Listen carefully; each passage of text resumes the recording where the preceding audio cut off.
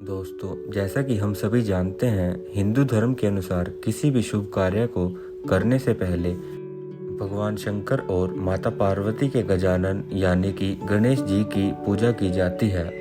उसके बाद ही अन्य किसी देवता की पूजा की जाती है और यही वजह है कि भगवान गणेश को विघ्नहर्ता भी कहा जाता है।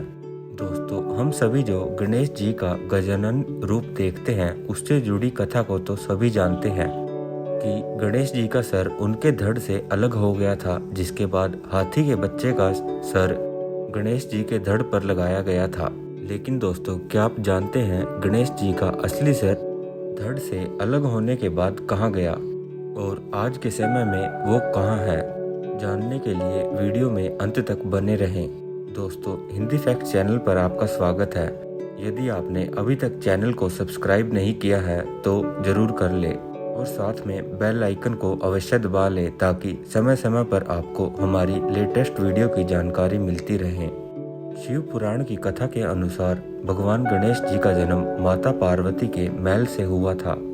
ऐसा माना जाता है कि माता पार्वती ने सबसे पहले अपने शरीर के मैल से एक पुतला बनाया और फिर उस पुतले में जान डाल दी। परंतु उस वक्त भगवान शिव कैलाश पर नहीं थे।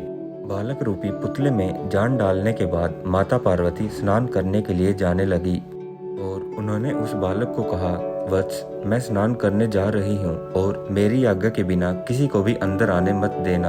इतना कहकर माता पार्वती स्नान करने के लिए स्नान घर चली गई और उधर कुछ समय पश्चात भगवान शंकर वहां आए और माता पार्वती के भवन में प्रवेश करने लगे। लेकिन द्वार पर खड़े बालक ने उन्हें रोक लिया, जिससे भगवान शिव विस्मित हो गए और उन्होंने उस बालक से पूछा, तुम कौन हो? तो उस बालक ने कहा, मैं माता पार्वती का पुत्र गणेश हूँ और माता पार्वती का आदेश है कि उनकी आज्ञा के बिना किसी को भी अंदर ना आने दे। यह सुनकर भगवान शिव ने उस बालक को बहुत समझाने का प्रयास किया, लेकिन जब उस बालक ने भगवान शिव को अंदर प्रवेश करने से मना कर दिया, तब क्रोध में आकर भगवान शिव ने उस बालक का सर धड़ से अलग कर दिया और अंदर प्रवेश कर लिया। उधर जब माता पार्वती को गणेश के वध के बारे में पता चला तो वो क्रोधित होकर विलाप करने लगी, जिससे चारों ओर हाहाकार मच गया। उसके बाद माता पार्वती को प्रसन्न करने के लिए भगवान शिव ने हाथी के बच्चे का सर गणेश जी के धड़ से जोड़ दिया और उसे पुनर्जीवित कर दिया। ऐसा माना जाता है कि भगवान गणेश तभी से गजानन कहलाने लगे। वहीं एक दूसरी कथा के अनुसार जब भगवान गणेश का जन्म हुआ तो कैलाश पर्वत पर उत्सव मनाया जा रहा था। उस उत्सव में सभी देवी देवता भगवान गणेश को आशीर्वाद देने के लिए आए थे। वहीं शनिदेव भी उन्हें आशीर्वाद देने के लिए आए थे, लेकिन वो भगवान गणेश को बिना देखे ही वहां से जाने लगे। यह देखकर माता पार्वती ने शनिदेव से उनके जाने का कारण पूछा।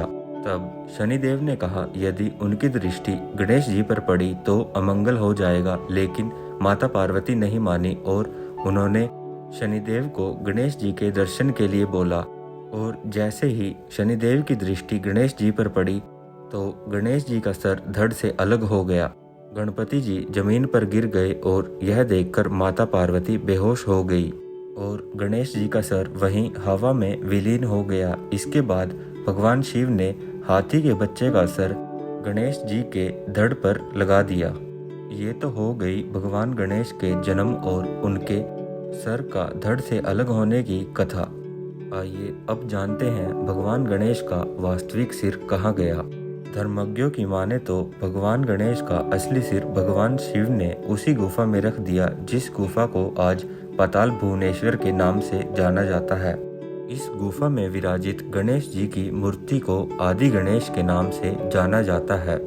वर्तमान में यह गुफा उत्तराखंड के पिथौरागढ़ में गंगोली घाट से 14 किलोमीटर दूर स्थित है और ऐसी मान्यता है कि इस गुफा में रखे हुए गणेश के कटे हुए सिर की रक्षा स्वयं भगवान शिव करते हैं। दोस्तों, अगर आपको ये वीडियो अच्छी लगे तो लाइक और कमेंट जरूर करें और ज़्यादा से ज़्यादा लोगों को शेयर करें। धन्यवाद।